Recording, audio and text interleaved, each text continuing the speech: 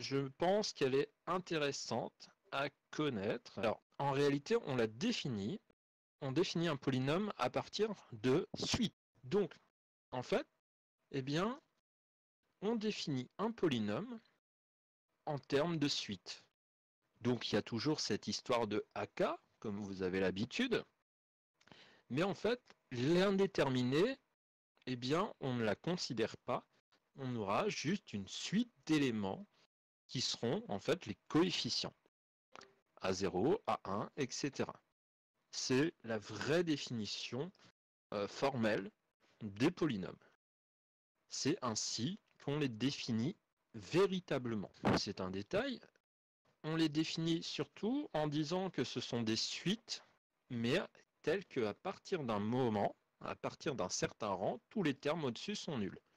Par exemple, la polynôme x carré plus x plus 1 que vous connaissez, ça serait alors, plutôt, je vais vous le faire comme ça, 2x carré plus x plus 0, eh bien, ça serait la suite 0, 1, 2, et après, il n'y aurait que des zéros. On identifie le polynôme à cette suite. Alors, bon, ça, c'est la vraie définition, mais voilà pour le petit détail. Alors, pourquoi c'est important? Alors, je vous le dis au cas où qu'un jour vous passeriez par exemple l'agrégation, ou quelque chose comme ça, c'est que le fait d'identifier à une suite fait qu'on a une différence entre fonction polynomiale et polynôme. Et que du coup, avec par exemple des corps finis, on n'a pas ce genre, on a des situations où on peut avoir des polynômes différents parce qu'ils ne correspondent pas aux mêmes suites, mais que les fonctions polynomiales sont égales en termes de valeur et d'image. Enfin, en termes d'antécédents et d'image, en termes de graphes, si vous préférez. Bon, c'est un petit détail, ça n'a pas vraiment très d'importance, mais voilà. Du coup, alors, par rapport à cette notion de suite, on définit bien sûr le degré, celui-là vous le connaissez. Vous le connaissez comme étant voilà, la puissance du monôme de plus haut degré, mais par rapport aux suites, c'est simplement le terme à part le plus grand terme tel que voilà, mes termes ne sont pas nuls. Du coup, c'est ce que vous connaissez d'habitude, hein, voilà. Par contre, ce qui est très important, il y a plusieurs choses très importantes. Donc, le degré, c'est ce fameux élément.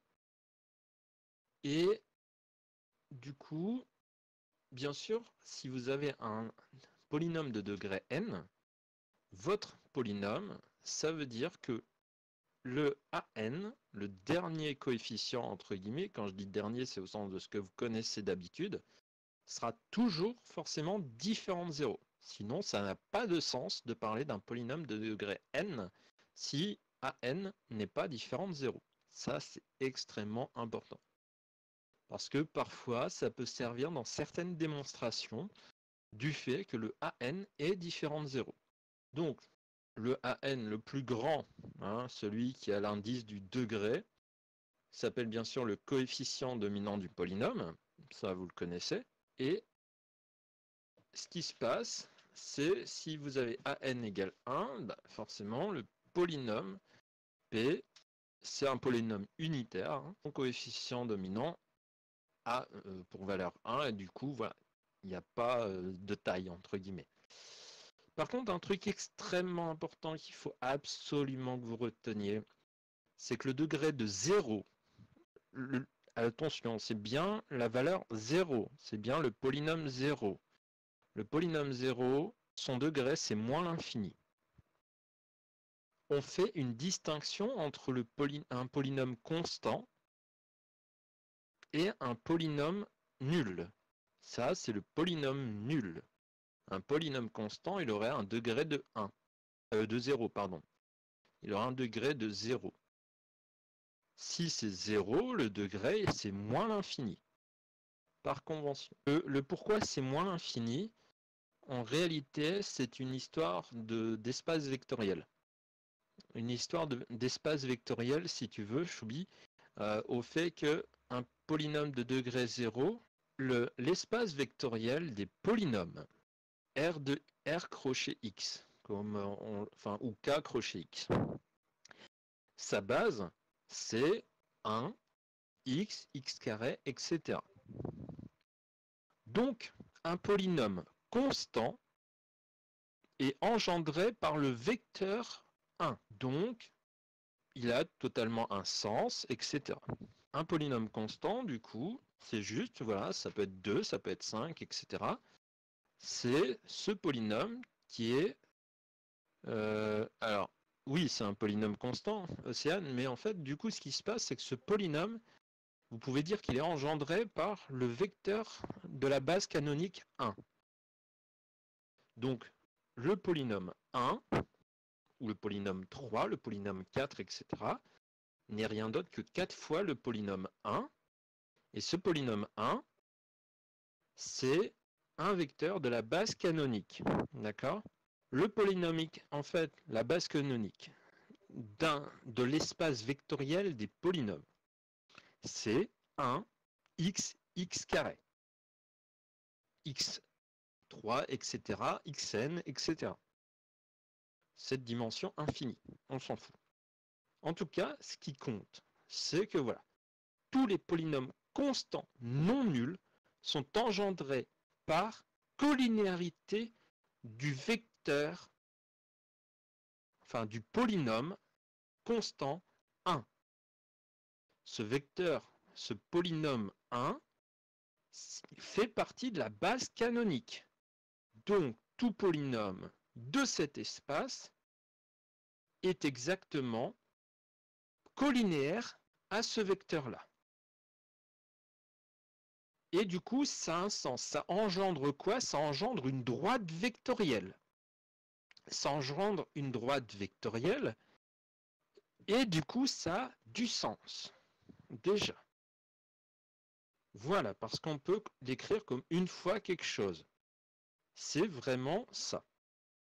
Si vous prenez 0, justement, si vous prenez le polynôme nul, le polynôme, oui, non, de degré 0, la dimension n'est pas le degré. Tout polynôme constant non nul s'écrit donc comme lambda fois le polynôme 1. Donc le polynôme 1 engendre bien tous les polynômes non nuls. Cependant, le polynôme 0, lui, n'a aucun sens par rapport aux autres polynômes. Il n'est engendré par aucun polynôme. Sinon, on pourrait dire qu'il est à la fois engendré par 1, puisque c'est 0 fois 1, par x, puisque c'est 0 fois x, par x carré, parce que c'est 0 fois x. Donc ça n'a pas de sens. Du coup, le degré, puisqu'en fait on l'associe au vecteur nul, le degré de ce polynôme, on considère que c'est moins l'infini. Une autre raison que vous n'allez pas non plus aimer, c'est ceux qui ont regardé mon sujet d'analyse, enfin l'espèce de truc que j'ai fait, je vais dire qui associe un petit peu à de l'analyse, dans le sens où voilà, j'avais pas eu beaucoup d'inspiration. Mais en tout cas, cette partie-là aurait pu être largement développée, je la développerai peut-être mieux dans les prochains temps. C'est le fait que ce fameux polynôme, ces fameux polynômes, les exposants, comme vous avez l'habitude, vous, ils sont positifs. Là, les suites, c'est des suites pour les entiers naturels. Il est parfaitement possible, et je le fais dans mon sujet, justement, de définir des polynômes généralisés qui sont définis non pas comme des suites de n dans quelque chose, mais comme des suites dans Z. Ces suites, les séries avec Z, etc., tout ça existe largement, c'est hors programme CAPES largement, mais les suites, les polynômes généralisés, avec des coefficients, des exposants négatifs, ont parfaitement un sens, et je vous laisserai aller voir le sujet pour en comprendre le sens possible. Et en termes, par exemple, avec l'utilisation de l'ordre lexicographique, 0 de toute façon, en regardant le sujet, sincèrement, en regardant ce que j'ai fait, le petit truc d'analyse que j'ai fait, finalement, en fait, il est plus utile que je ne croyais. Vous comprendrez pourquoi 0, on lui donne moins l'infini, parce que c'est vraiment celui-là qui est plus petit que tous les autres. C'est bien le polynôme qui est plus petit que tous les autres. C'est ça qui est important. Mais pour vraiment comprendre un peu le truc, il faut regarder. Et le fait d'être le plus petit implique que c'est moins l'infini parce qu'on peut avoir des exposants négatifs. Et qu'est-ce qui est le plus petit de toutes les choses négatives? Eh bien, c'est moins l'infini. Simplement. Mais après, retenez-le. Enfin, retenez juste le fait que degré de 0, c'est moins l'infini. C'est tout. Vous vous embêtez pas plus que ça. Bon. Mais de toute façon, les raisons sont hors programme, carrément. Les raisons sont hors programme pour vous tous. Hein. Je vous rassure, c'est bien hors programme. Mais bien de chez bien. Hein. Mais vous pouvez avoir une intuition des choses avec le sujet d'analyse que j'ai fait. Il faudra d'ailleurs que je vous propose une correction. Enfin, que je vous propose de le corriger, parce que ma correction est déjà faite depuis un moment. Et vous comprendrez que par les polynômes généralisés, on a besoin de ce 0 qui est un degré moins l'infini pour pouvoir le comparer. Voilà. Bref, je m'arrête là sur cette question sur ce truc qui n'est franchement pas utile pour vous, à part juste de retenir que 0 c'est moins l'infini, son degré. Ça n'a pas d'intérêt plus que ça pour vous. Ça a d'intérêt pour plein de choses, ça a de l'intérêt pour le sujet que j'ai fait un peu, si je me souviens pas mal, mais voilà.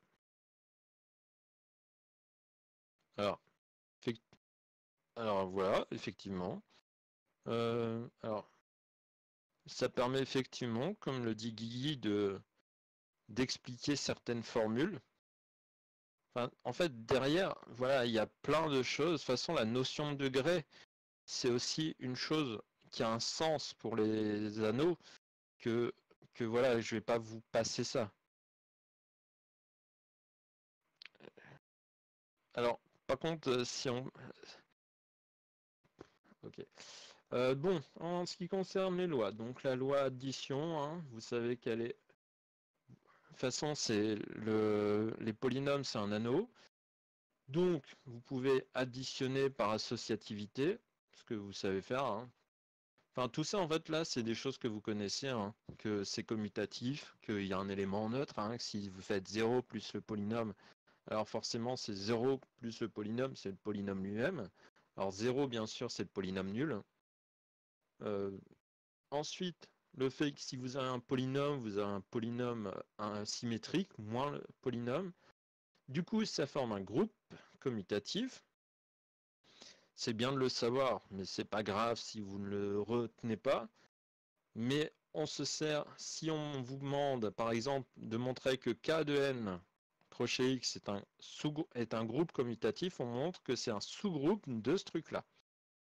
Et pour ça, on a besoin par exemple de la stabilité du fait que si j'ai des éléments dans un sous-espace Kn de X, je me sers du degré pour justifier que l'addition est stable dans les sous-groupes commutatifs de ce groupe-là.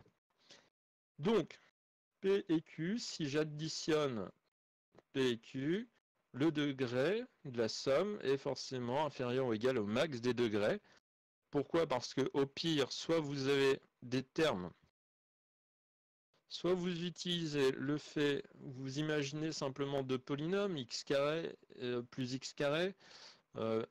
Forcément, ça reste x carré, mais ça vous donne 2x carré. Donc, le degré, vous voyez bien qu'il ne change pas pour vous donner un peu l'intuition. Et par contre, si j'ai x carré moins x carré, c'est-à-dire la somme d'un polynôme avec le polynôme sont symétriques, forcément, j'ai 0. Et du coup, ça a du sens.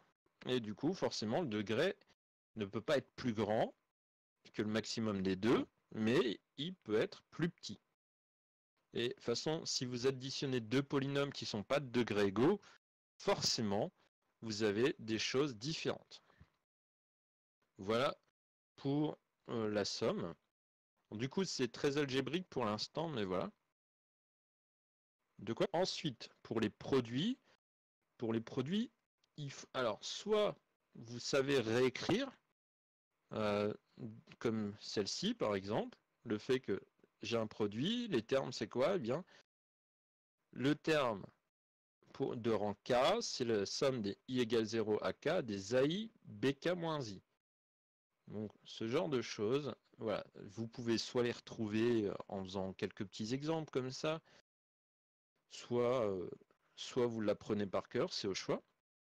Alors bien sûr, les polynômes donc se multiplient, l'associativité comme vous avez l'habitude, la commutativité, la distributivité de l'addition avec la multiplication et le fait d'un élément neutre qui est ici 1, le polynôme constant égale à 1. Le fait que tout polynôme possède un alors les polynômes qui possèdent un symétrique pour la multiplication, forcément ce sont des polynômes constants. Il n'y a là-dedans, il n'y a pas de sens autre que ça. Alors, du coup, l'ensemble des polynômes muni de l'addition et de la multiplication est un anocommutatif avec son groupe des unités, donc l'ensemble des éléments inversibles, qui ne sont que les polynômes constants non nuls. Puisqu'on est dans un... Alors, ça, c'est des conséquences qui ne marchent pas tout le temps. Ça ne marche pas si vous... Là, c'est parce qu'on prend des polynômes dans K de X. Ces formules ne fonctionnent pas toujours. On est dans un anneau qu'on dit euclidien, etc. On passe, je vous passe les détails. Mais attention, cette formule ne marche pas, par exemple, pour des matrices. Faites bien attention. Enfin, il y a des conditions pour lesquelles ça peut marcher, d'autres pour lesquelles ça ne marche pas.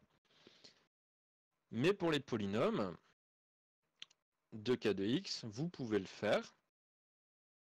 Et ça marche, pépère, toc. Les formules habituelles de... alors non, juste... ah oui, c'est par rapport à la commutativité, oui, que ça ne pourrait pas marcher, oui.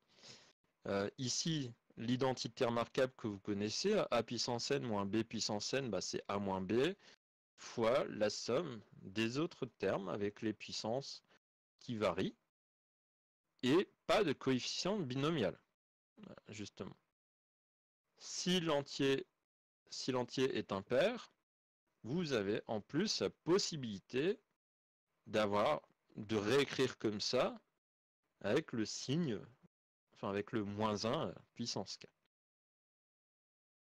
Les développements, vous les avez, hein, comme habituel, binôme de Newton, donc ça, le fameux binôme, et du coup, ça c'est une formule habituelle de décomposition, et pareil, hein, ce genre de choses, faites gaffe à savoir si vous êtes sur des polynômes ou sur d'autres choses. Cette formule n'est pas valable pour tous les objets mathématiques qui existent, à cause de la commutativité.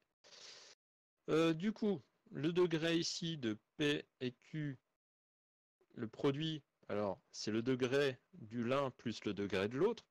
Ça, on le retrouve facilement, hein, si vous multipliez deux trucs avec x puissance n, x puissance p, les termes de plus haut degré, ça va être x puissance n fois x puissance p, ça fera x puissance n plus p, et du coup, ça sera bien le degré le plus élevé. Et comme le disait Guy tout à l'heure, si vous avez 0, ça n'a plus de sens. Ça n'aurait plus de sens si on avait mis 0. Parce que si je fais p fois 0, j'aurai ici le polynôme nul, d'une part, et j'aurai par contre quand même un degré positif, pépère, et en plus j'aurai le fait d'un degré qui puisse varier. Si j'ai x fois 0, alors j'aurai degré 1. etc., etc. Enfin, on pourrait s'amuser à des fantaisies un peu bizarroïdes là-dedans.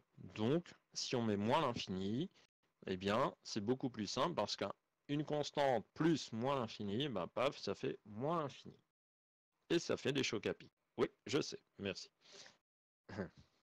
Alors, voilà, le degré est toujours positif dans ces cas-là, enfin dans ce que vous connaissez. Petit avantage aussi, c'est voilà, si j'ai P fois Q égale à 0, ça implique que P égale 0 ou que Q égale 0. Ça encore, c'est quelque chose qui est spécial. Et par exemple, les matrices, n'oubliez pas que ça ne marche pas. On peut avoir deux matrices qui sont non nulles et telles que le produit vale 0. Je vous précise ça un petit peu pour que vous y pensiez et tout. Vous pouvez avoir une loi de composition externe avec le fameux lambda P.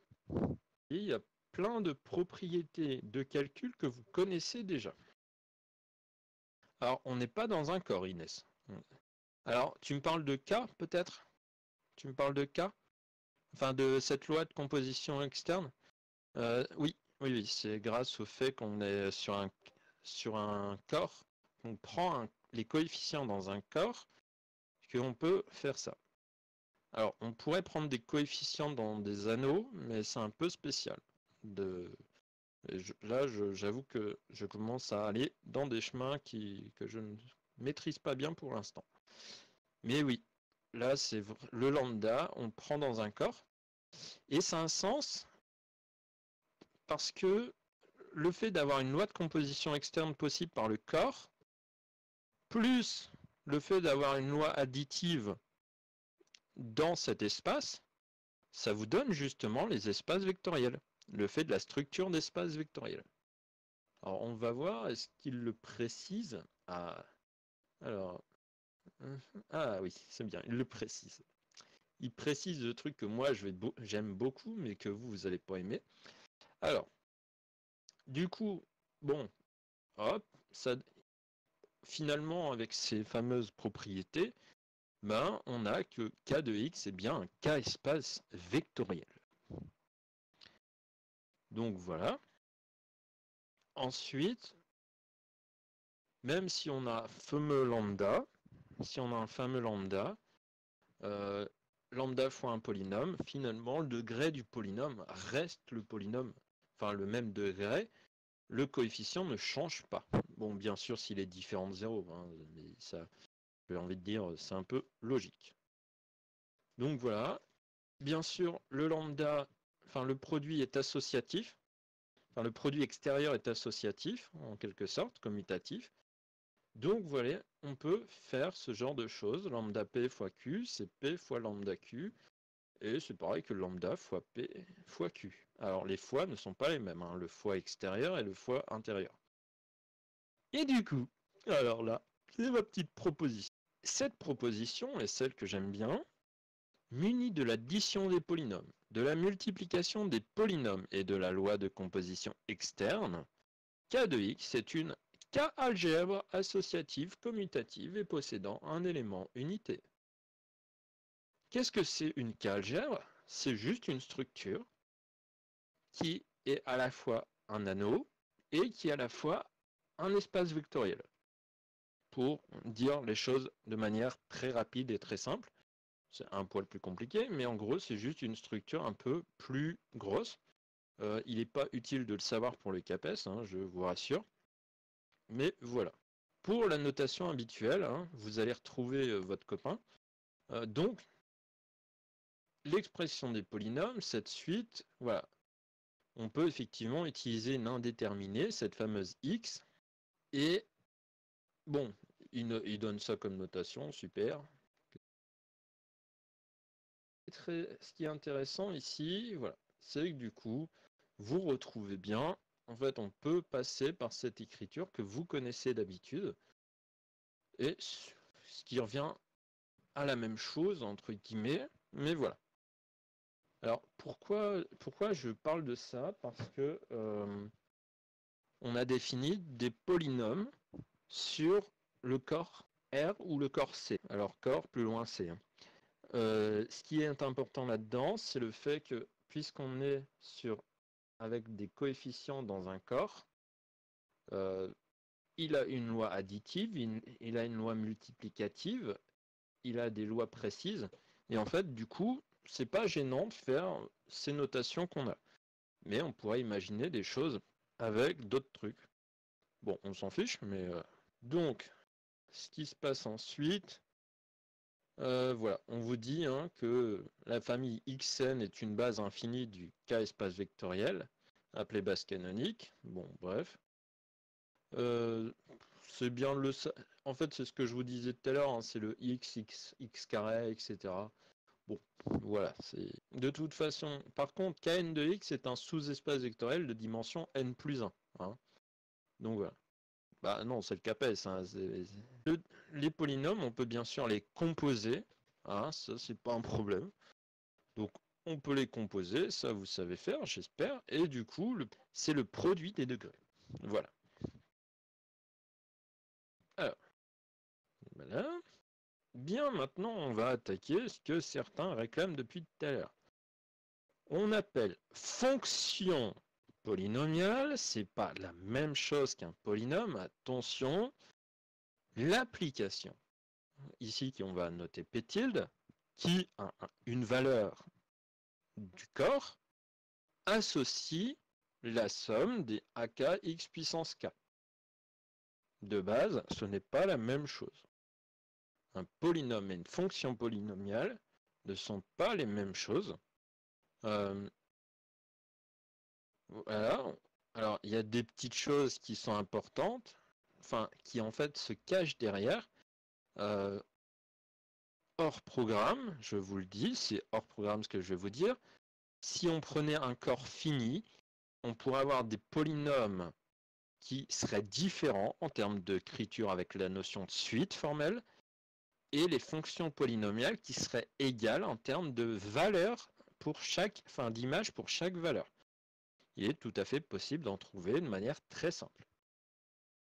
Donc, mais si on n'est qu'avec un corps R, C ou Q, on peut dire que voilà, un polynôme et une fonction polynomiale, c'est la même chose, même si c'est pas la même chose.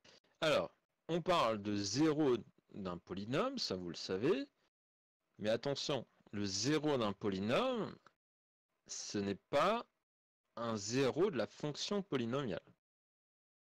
Mais le zéro d'un polynôme, c'est un élément tel que la fonction polynomiale donne pour image 0 à cet élément-là, à ce fameux alpha qui est un zéro des polynômes. Donc ça, c'est important.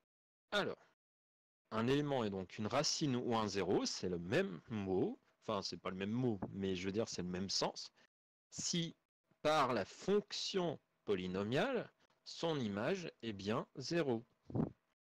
Mais dans ce cas-là, cet élément, on dit que c'est un 0 du polynôme P.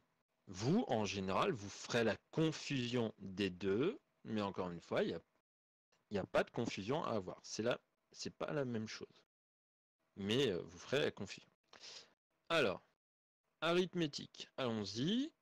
Vous avez la chance d'avoir une notion de divisibilité, de division euclidienne. On dira que A et B sont... Alors on prendra A et B de polynômes. A divise B, où A est un diviseur de B, ou que B est un multiple de A, avec la notion que vous avez comme d'habitude, c'est le fait que voilà, A divise B s'il existe un autre polynôme tel que B égale C fois A. C'est tout. Donc c'est vraiment la même chose. Alors, si A divise B et que si B est différent de 0, eh bien on a cette relation avec le degré qui est que le degré de A est plus petit que le degré de B. Et non, on parle autant de racines pour des polynômes que de 0. C'est la même chose. On parle vraiment des deux pour les mêmes choses. Alors, du coup, bien sûr, en fait, l'arithmétique des polynômes, c'est vraiment plein de mêmes choses que vous connaissez d'habitude. A divise A, si A divise B et B divise C, alors A divise C. Alors ça, c'est toutes les propriétés, entre autres, de relations d'ordre. Mais en fait, vous voyez, ça, c'est les trucs habituels. 3 divise 3. Si 3 divise 6 et 6 divise 12, alors 3 divise 12, par exemple, etc. Vous pouvez remplacer ici les polynômes par des chiffres. C'est vraiment les mêmes choses que vous avez l'habitude. Là, si A divise B et que B divise A, ils se divisent l'un et l'autre. Alors là, c'est le petit changement, on va dire. Mais du coup, vous pouvez dire que l'un est lambda fois l'autre. Parce que la petite différence ici, c'est que voilà, en termes de polynômes, s'ils se divisent tous les deux, c'est qu'ils sont collinéaires finalement. Puis voilà. Donc c'est tout. Ensuite, si A divise B, ici, et que... Alors, si A divise B, alors A divise forcément n'importe quel produit avec un deuxième polynôme. Ah, ça, vous le savez, si par exemple, je sais pas, j'ai 3 qui divisent un nombre, bah, le nombre 3, il divisera forcément le nombre fois quelque chose. Forcément. C'est ce que vous avez l'habitude, sincèrement. Si A divise B et que A divise C, alors A divise la somme ou A divise la différence. C'est tout ce que vous connaissez. A divise B et C divise D, alors forcément le produit A par C divisera le produit B par D. Il n'y a rien de nouveau avec ce que vous connaissez. Oui, alors je reprécise un petit truc, c'est que ici, l'arithmétique des polynômes est pareil que l'arithmétique dans N. Hein, et c'est normal. On laisse Z, on le laisse. Et c'est grâce à cette notion ici de degré ou de comparaison qui a un sens dans des structures un peu plus complexes de l'algèbre. Alors, si je prends A et B des polynômes de K de X, on a la notion de division euclidienne parce qu'on a la notion de degré. Donc, on peut dire qu'il existe un unique couple Q et R d'éléments de Kx tel que on a ça. A égale BQ plus R. Et ça, c'est quelque chose qui est habituel. Alors, par exemple, ici, on pourrait très bien imaginer x puissance 4 pour A, x puissance 4. Alors, x puissance 4 plus 2x. Tiens, x puissance 4 plus 2x. Et B, je vais prendre x carré. Eh bien, A, x puissance 4 plus x, eh bien, c'est égal à mon polynôme x carré fois x carré plus x. Le reste, donc mon quotient est x carré. Alors j'aurais pu prendre x cube pour pas vous embrouiller, mais voilà, vous pouvez mettre x cube et x carré ici. Et là 4x, enfin x carré, x puissance 4 pardon, plus x, bien x puissance 4 plus x, c'est bien x cube fois x plus ici plus x. Et j'ai bien le degré de x qui est 1, qui est plus petit que le degré de b qui est 3, puisque b c'est x cube. Ensuite, du coup, ce que vous pouvez très bien faire, ce que vous connaissez déjà, en fait, bêtement, c'est que vous pouvez faire une division euclidienne comme vous la connaissez dans les espaces habituels. Enfin, vous pouvez très bien poser une division euclidienne comme ça. C'est de manière très simple. Donc, avec du coup forcément un reste ici, ce reste étant plus petit que le diviseur, et le quotient qui est là. C'est exactement la même chose que vous avez l'habitude. Et non, il n'y a pas de différence. Enfin, à part parfois des coefficients négatifs, mais sinon c'est la même chose. Alors, ce qui est intéressant, par exemple, c'est voilà, une règle habituelle, c'est le fait que vous ayez un zéro d'un polynôme qui est donc, vous savez, le fait d'avoir cette valeur d'annulation pour une fonction polynomiale, eh bien, il vous suffit, voilà, forcément, si c'est un 0, eh bien, x moins alpha divise forcément votre polynôme.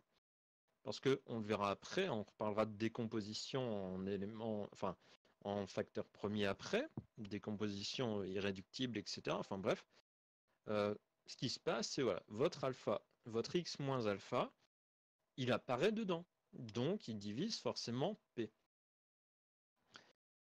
Si vous avez un polynôme de degré n, alors, et que p admet au moins n plus 1 racine ou n plus 1 0, votre polynôme est forcément le polynôme nul.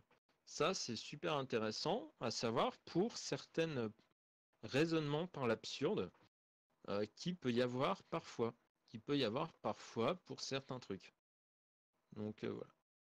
Alors, dans l'autre sens, si un P est un polynôme et que P admet une infinité de zéros, alors P est forcément le polynôme nul. En ce qui concerne la suite, donc on parle de PGCD et de PPCM.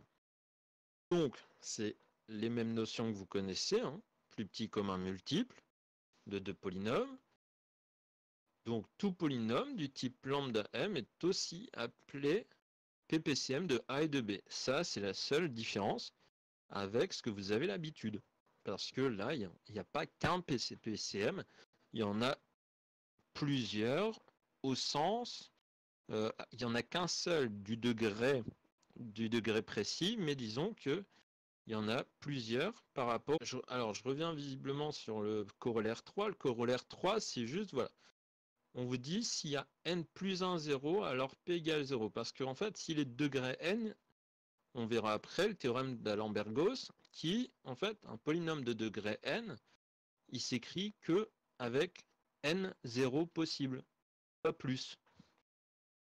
Donc, forcément, s'il en admet plus 1, s'il en admet 1 de plus, de 0, c'est le polynôme nul. C'est tout. Et dans l'autre sens, ici, si P admet une infinité de 0, alors P égale 0, puisque forcément, ici, si le polynôme admet une infinité de 0, alors c'est forcément le polynôme nul, puisqu'un polynôme est forcément de degré fini. Le polynôme, le plus petit commun multiple, en fait, voilà, il y en a plusieurs au sens que voilà, c'est forcément des multiples au niveau du corps d'un même polynôme. Hein, c'est tous les lambda fois m. Et puis voilà. Le PPCM, c'est le plus petit commun multiple. Par exemple, pour 2 et 3, habituellement, c'est 6. Pour 2 et 4, bah, c'est 4. Parce que voilà, 4 est divisé par 2. Mais dans le cadre des polynômes,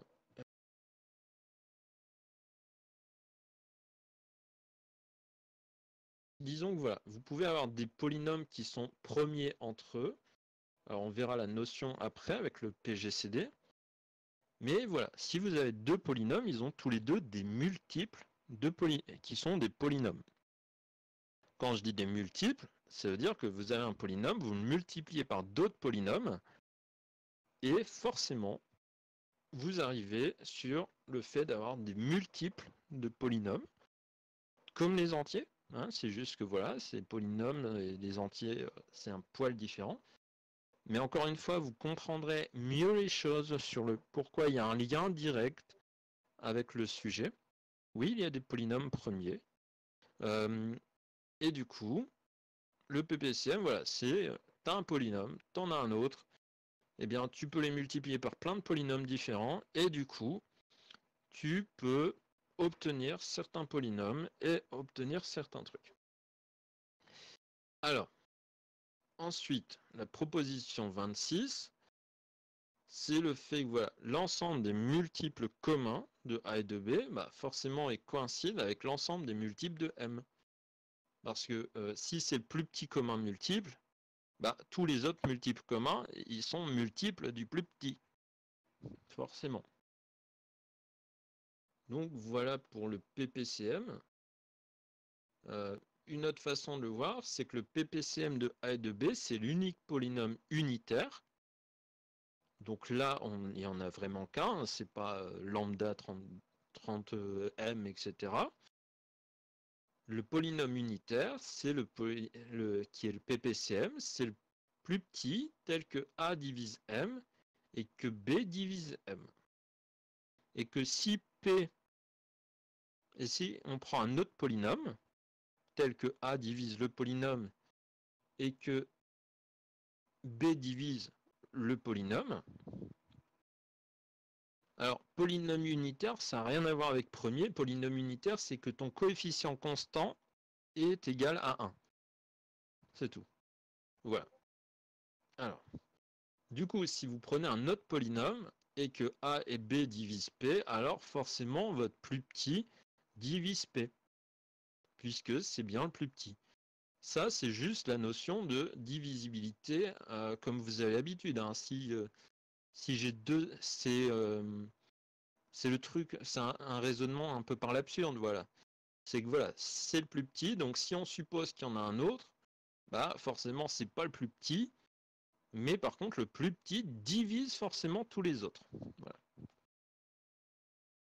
Donc l'ensemble des degrés des diviseurs communs admet aussi un plus grand élément, hein, ça a du sens aussi au niveau des degrés. Et le polynôme qu'on appelle le plus grand commun diviseur unitaire de A et de B, et qu'on note PGCD de A et de B, le polynôme qu'on appelle plus grand diviseur unitaire de A et de B, et on le note A et B, il y en a forcément un, et tout polynôme du type lambda D est aussi appelé PGCD de A et B. Donc, encore une fois, c'est tous ces fameux lambda, le même polynôme, qui reste en fait le même polynôme, hein, finalement, puisqu'il a les mêmes zéros, etc. C'est juste voilà, le coefficient dominant qui est différent, mais c'est tout. Si D est égal au PGCD de A et de B, bah, il existe U et V tel que D égale AU plus VB. Ça, vous le reconnaissez, hein, c'est le théorème de Bézout pour les polynômes. Ça, c'est une première chose. Ensuite, l'ensemble des diviseurs communs de A et de B, forcément, il coïncide avec l'ensemble des diviseurs de D. Forcément, voilà, il y a ça qui se passe.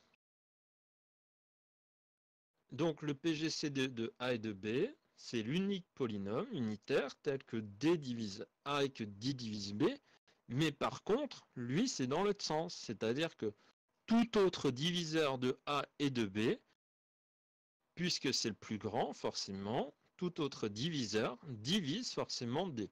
Bon, on peut D est compris dedans, hein, bien sûr, puisque si je prends D, D divise A et D divise B, ça implique bien que D divise D. Ça, il n'y a pas de problème là-dessus. Mais voilà. On a aussi une définition de PPCM pour plusieurs, de PGCD pour plusieurs. C'est exactement la même chose que vous connaissez avec les entiers. Pour trouver le PGCD, on peut tout à fait faire ce qu'on a l'habitude, c'est-à-dire l'algorithme d'Euclide avec des divisions euclidiennes successives d'éléments qui sont des polynômes. Alors, c'est juste un peu plus galère, un peu plus casse-pied, mais voilà, possibilité de le faire. Ce qui donne en fait juste la même chose que d'habitude. Hein. Vous divisez le dividende par le diviseur, vous obtenez un quotient et un reste. Vous reprenez le diviseur et le reste pour la division euclidienne suivante, etc., etc. Pour bien la comprendre, ça, il faut juste faire le parallèle avec les entiers. Il faut vraiment faire le parallèle avec les entiers. Et de toute façon, vous avez un petit exemple ici, c'est-à-dire que vous avez ce polynôme-là, le polynôme A, et ce polynôme B. Eh bien, ce polynôme A, ça s'écrit comme B fois celui-là, plus ce reste-là, ça c'est le reste. Vous prenez B, vous prenez le reste, et vous voyez, on répète la division euclidienne. Et on obtient que ça, c'est égal, enfin que le quotient, enfin le diviseur précédent est égal au reste précédent fois celui-là, plus le reste qui est là. Et on recommence, on reprend le diviseur, le reste précédent, etc., etc., jusqu'à le fait d'obtenir un reste nul. Et dans ce cas-là, le PGCD, c'était le reste précédent, le fameux 3x plus 3.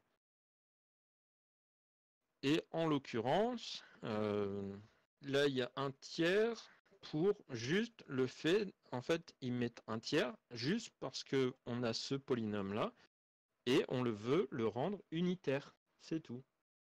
On veut le rendre unitaire. Parce que le coefficient de premier degré, le coefficient dominant, pardon, est égal à 1. Mais on aurait pu très bien laisser 3x plus 3. 3x plus 3 est un PGCD de A et de B. Un tiers de 3x plus 3 est un PGCD de AB. 2 fois 3x plus 3 est un PGCD de AB, etc., etc. Alors, on va passer au fameux polynôme premier entre eux. A et B, deux polynômes. On dit que A et B sont premiers entre eux ou étrangers si le PGCD des deux est égal à 1. 1 si c'est unitaire. N'allez pas me dire que si j'ai le PGCD de A et de B égale 5, que les deux polynômes ne sont pas premiers entre eux. Là, même si vous obtenez 5, ça marche. C'est juste le fait d'avoir égal à une constante. Parce que là, vos PGCD, vous voyez bien que votre PGCD, c'est un polynôme. Donc à partir du moment où le PGCD égale à un truc de degré 0, ça marche. J'ai dit de degré 0, pas de degré moins l'infini. Attention. Donc de degré 0, une constante, non nulle, eh bien ils sont premiers entre eux. Et vous retrouvez la fameuse identité de Bézout, notre cher Étienne, qui a redonné cette identité que vous connaissez déjà pour les polynômes. Donc vous voyez, finalement, c'est les mêmes choses que vous avez déjà l'habitude avec les polynômes. Voilà. On dit que des polynômes, plein de polynômes comme ça, sont premiers entre eux. Si, finalement, le PGCD de tout ça, c'est égal à 1. Donc, ces polynômes sont premiers entre eux. Et vous avez cette identité. Donc, en fait, c'est juste l'identité de Bézout généralisée qui est égale à 1.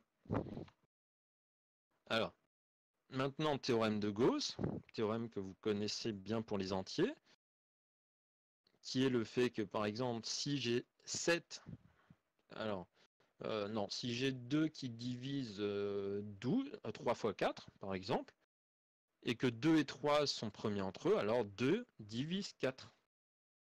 Donc voilà.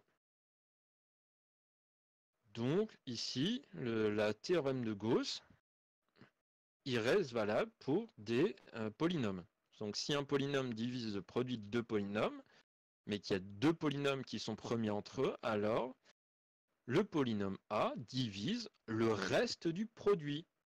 Donc c'est-à-dire C. Quand je dis le reste du produit, c'est les autres facteurs, hein, bien sûr. C'est le produit des facteurs qui restent. Si j'ai A, B, C, D des polynômes, A et B premiers entre eux, et A et C premiers entre eux aussi, alors A et B fois C sont premiers entre eux. Dans l'autre sens, si A et B sont des polynômes, A et B sont premiers entre eux, alors AM et BN, donc les puissances de ceux-là, sont forcément premiers entre eux aussi. Ça, vous avez l'habitude, hein, je veux dire, si j'ai 7, bon là je prends des nombres premiers précis, mais je pourrais alors voilà, j'ai envie de prendre des nombres premiers, on s'en fout. Mais si je prends 2 et 7, par exemple, 2 puissance n'importe quoi et 7 puissance n'importe quoi, il n'y en a pas un qui divise l'autre. Bah non, vous n'avez pas l'un ou l'autre qui est décomposé, qui a un facteur commun du tout. Donc forcément, c'est pareil ici. Alors, Ensuite, on va parler des polynômes irréductibles. Donc, polynôme irréductible, un polynôme P dit irréductible si le degré de P est supérieur ou égal à 1 et si ses seuls diviseurs sont les polynômes constants et les polynômes du type lambda fois lui-même. Donc en gros, que si on considère en termes de unitaire, eh bien, il faut avoir que 2 diviseurs. C'est comme d'habitude. Polynôme irréductible au premier, pareil, hein. Ici, A et B des polynômes non nuls, K de x, soit P un polynôme de K de x, irréductible dans K de x. Alors, si P divise AB, alors P divise A ou P divise B. Ça, c'est important. Décomposition en polynôme primaire, donc décomposition primaire, hein, que ce soit décomposition en irréductible ou en polynôme premier, irréductible, etc. Ce sont en fait des termes différents mais qui signifient la même chose. Soit un polynôme de K de x tel que le degré est positif, il existe des polynômes unitaires de K de x irréductibles dans ce même espace. Ce qui se passe ici, c'est que voilà, vous pouvez donc écrire un polynôme sous la forme de produit de plusieurs polynômes. Donc, ça c'est une première chose. L'écriture est unique à l'ordre de facteurs près. L'écriture est forcément unique. Et ensuite, ce qui se passe, c'est voilà, votre décomposition, c'est une décomposition primaire de A dans K de x. Et vous avez donc des choses différentes. Par exemple, dans Q, il y a des choses spéciales. Vous ne pouvez pas forcément tout décomposer. Mais par exemple, celui-ci, dans Q de x, se décompose sous cette forme-là. Dans Q de x, ce qui gêne, c'est les racines. Il n'y a pas d'irrationnel. Par exemple, ici, le 0 de x carré, enfin 1 0 de x carré moins 3, c'est par exemple racine de 3. Ou moins racine de 3, hein, les deux bien sûr, mais du coup, dans Q, ça n'a pas de sens. Et donc, on ne peut pas le réduire plus que ça. Dans R de x, là, ok, on va un peu plus loin. On a des polynômes du coup qui sont réductibles contrairement à Q de x. Et dans C de x, alors là, on n'a aucun problème. On a forcément des polynômes de degré 1 à cause de la propriété que C est algébriquement clos. Concernant la dérivation des polynômes, alors on va, je vous dis, hein, on fait vraiment tout ce qu'il y a sur les polynômes actuellement. Ici, vous avez un polynôme, et bien sûr, le polynôme dérivé, vous le connaissez, et le degré du polynôme dérivé est forcément moins 1 par rapport au polynôme précédent. Si le polynôme, si le degré du polynôme est bien sûr 0 ou inférieur à 0, bah, son dérivé, vous allez faire juste moins 1, ça va être moins l'infini. Si j'ai si j'ai ça, bien sûr, on a les formules habituelles de dérivation, que ça soit de produit ou que ça soit, etc. Et vous avez la formule de Leibniz qui permet finalement de dériver n fois, ou enfin ici k fois, avec cette formule de binôme et ces fameuses dérivées. Cette formule n'est pas forcément à retenir, même pour le CAPES. Ça peut être utile dans certains cas, mais c'est rare. 0 multiple et polynôme scindé. Donc, P est un polynôme et un 0 de P. Le fameux 0, il peut être d'ordre R si, ben voilà, x moins alpha, le tout puissance R, divise P. Ce qui veut dire que finalement, votre alpha, ce produit apparaît au minimum R fois. Et en tout cas, si R plus 1 ne divise pas P, il apparaît exactement R fois. C'est une condition nécessaire et suffisante d'ordre pour alpha. On parle aussi de multiplicité. L'entier R est l'ordre de multiplicité du 0 alpha ou de multiplicité de alpha. Et du coup, voilà, tout polynôme P dans des conditions raisonnables s'écrivent comme produit de polynômes avec les racines, comme ça, et leur multiplicité en exposants qui sont là. Et un polynôme Q qui, lui, voilà, n'a pas de 0 dans Q, dans K. Bien sûr, dans C, c'est pas possible, mais voilà. Et lorsqu'il est ainsi, voilà, votre degré de P, c'est N, et ce fameux N, vous avez la particularité, voilà, que la multiplicité de la somme de tout ça est forcément inférieure ou égale à N, puisque Q, lui, peut comporter un degré 0, un degré 1 ou un degré 2, augmentant ainsi le degré du produit. Un polynôme non nul K dans K est dit scindé sur K s'il est possible de l'écrire comme polynôme de premier degré. Et ça, je vous rappelle que c'est utile pour les décompositions, par exemple, les diagonalisations, etc. Tout ce qui est réduction d'endomorphisme. Donc c'est intéressant de savoir. Si vous avez exactement n racines, n0, bah forcément, votre polynôme est scindé. Ça, c'est une condition suffisante. Non, coefficient. Alors, ceux qui passent le CAPES, j'espère que vous êtes un peu au courant de votre programme quand même. Les coefficients, relations coefficients et racines ne sont plus au programme. Non, plus du tout. Donc, voilà. Et du coup, voilà, si vous avez exactement n racines, il n'y a pas de souci, c'est scindé. Mais il faut forcément un produit de polynômes de degré 1. Voilà pour celui-là. Bon, là, on vous met juste le coup de la formule de Taylor, mais ça, c'est encore à part.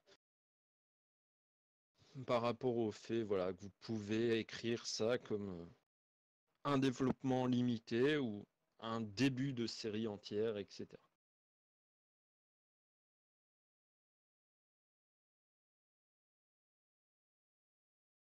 On vous dit, si soit P un polynôme non nul, alpha un 0 de P, pour que alpha soit 0 d'ordre R, eh bien, il faut et il suffit que la dérivée, il suffit et il faut que si vous faites les dérivées successives, forcément, elles vont toutes s'annuler, les K premières, les R premières dérivées, si je considère que avec 0 avec, je vais avoir des annulations pour 0. Ça, il n'y a pas de souci. Par contre, la dernière dérivée, forcément, ne va plus s'annuler puisque votre polynôme aura éliminé toutes les multiplicités de x puissance. Si vous avez x moins 1 à la puissance r, à force de dériver, vous diminuez la puissance, vous diminuez l'exposant. Et cet exposant, en le diminuant, au final, vous arrivez à x moins r, modulo quelques produits de coefficients entiers, bon, on s'en fout. Mais en tout cas, ce qui se passe, c'est que clairement, la fois suivante, votre polynôme, il aura diminué d'1 degré et vous tomberez sur un polynôme de degré 0. Ça ne sera plus qu'une constante dès que vous aurez dérivé r fois. Donc voilà. Alors, donc pour les polynômes de C de x, tout polynôme de C de x de degré n possède au moins un 0 dans C. Bon, ça rien de spécial. Mais en réalité, tout polynôme de C de x de degré n supérieur ou égal à 1 est scindé sur C. Donc, vous avez forcément le fait que c'est scindé. Donc, vous pouvez le décomposer en polynôme de degré 1. Pour la truc précédente, on vous dit au moins un 0. Pourquoi au moins un 0 ? Parce que, clairement, le fait que vous pourriez avoir un seul 0, mais de multiplicité n. Voilà. En fait, c'est le fait, voilà, tu as forcément une valeur qui annule, un polynôme de C de x, et cette valeur, elle peut être très bien de multiplicité n.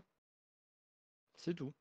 C'est pour dire, voilà, vous pouvez avoir au moins, enfin vous avez au moins un 0, au moins une valeur qui l'annule, mais finalement, ça peut très bien être qu'un seul 0, mais à la puissance, à une puissance n, genre x moins i à la puissance n, bien i c'est bien un 0, puisque i moins i ça fait 0, mais il est à la puissance n, donc c'est un polynôme de degré n, et il a que un 0. Il a i. Mais j'aurais pu très bien prendre x moins i, puissance n-1, facteur d'autre chose, facteur de x moins 2 par exemple, et ça marche. Tout polynôme de ces deux x est de degré n supérieur ou égal à 1, et forcément scindé, hein, s'écrit comme polynôme de degré 1, et ce résultat, c'est juste une autre façon de dire que le corps des nombres complexes est algébriquement clos. C'est-à-dire qu'on peut toujours, pour chaque nombre complexe, trouver un polynôme tel que le nombre complexe en question est un 0 de ce polynôme. Ce qui n'est pas le cas pour R, par exemple, de manière simple. Enfin, non, c'est un peu plus compliqué que ça, mais... Enfin, après, on s'en fout pour vous, mais disons, voilà. Dans C, vous avez forcément des polynômes de degré 1, et si vous n'en avez pas, c'est que vous avez mal fait votre boulot et que vous devez encore creuser, forcément. Les polynômes de C de x sont irréductibles sur C. Enfin, les polynômes qui sont irréductibles sur C sont que des polynômes de degré 1. Et la décomposition primaire, ou de D'Alembert-Gauss, un polynôme, eh bien, ça s'écrit juste comme ça. C'est le produit des x moins les racines à la puissance de la multiplicité et avec le coefficient dominant ici devant. Mais en tout cas, vous avez ça, et la somme des multiplicités, c'est égal au degré de votre polynôme. Dans C, c'est forcément ça. Alors, on va parler maintenant des polynômes de R de x. Je vous ai parlé des polynômes de C de x rapidement. Les polynômes de C de x, c'est important pour certaines situations. Du coup, les polynômes de R de x sont ici des polynômes qui à coefficient réel. Si j'ai un polynôme de R de x, ce qui se passe, c'est voilà. Si je prends un élément z, on aura forcément un maintien de la conjugaison. On fera la conjugaison, est stable, ici. Si j'ai un polynôme de R de x et alpha un 0 d'ordre R de P, alors le conjugué est aussi un 0 d'ordre R. Ici, ce qu'il faut faire attention, c'est que là, on est en train de mélanger polynôme de R de x et fonction polynomiale, entre guillemets.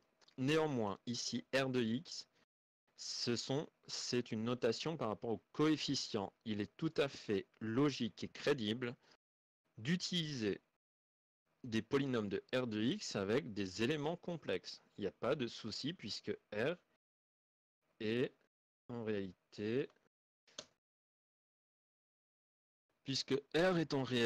un sous-corps de R, enfin un sous-corps de C, pardon. On utilise des polynômes avec des coefficients dans R. R de x, ça veut juste dire ça, c'est que les coefficients sont dans R. Néanmoins, on peut tout à fait calculer des valeurs complexes, enfin avec les images de valeurs complexes, ça, il n'y a pas de souci.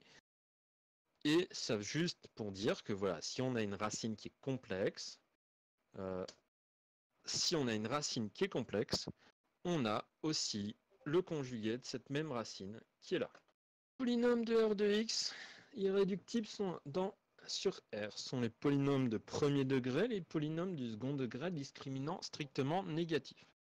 Puisque les polynômes à discriminant strictement négatif sont, eux, des polynômes dont les racines sont complexes et donc ne sont pas réductibles avec R de x. Et du coup, on a des produits comme ça, des décompositions primaires, donc, qui sont comme ça. Dans les entiers naturels, hein, c'est les fameuses décompositions par les nombres premiers. Donc voilà, c'est la même chose, à quelques différences près, puisqu'ici, l'évaluation est faite par le degré. Et donc, ici, on a des polynômes de degré 2 et de degré 1 qui apparaissent. Donc voilà pour cet aspect-là. Et je tiens à vous parler d'un dernier truc. Enfin, j'y tiens plus trop en fait maintenant, mais c'est pas grave. Passons.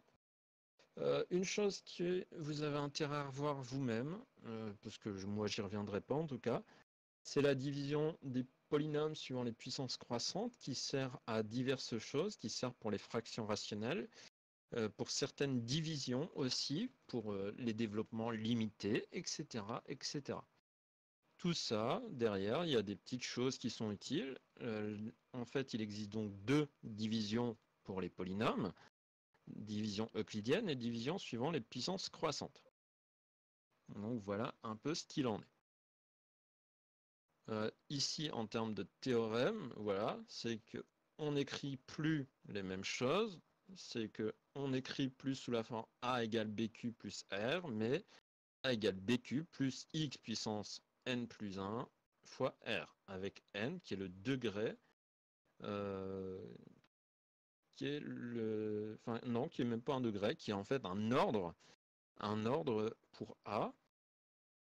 Au lieu, comme la division euclidienne, de diminuer le degré du reste, on l'augmente. On augmente le degré du reste jusqu'à obtenir un degré de l'ordre qu'on souhaite. Afin ensuite de factoriser par cette puissance. Ici, c'était degré 3, et donc le reste est celui-ci. Ça nous permet de faire pas mal de choses différentes, etc. Voilà, en tout cas, sur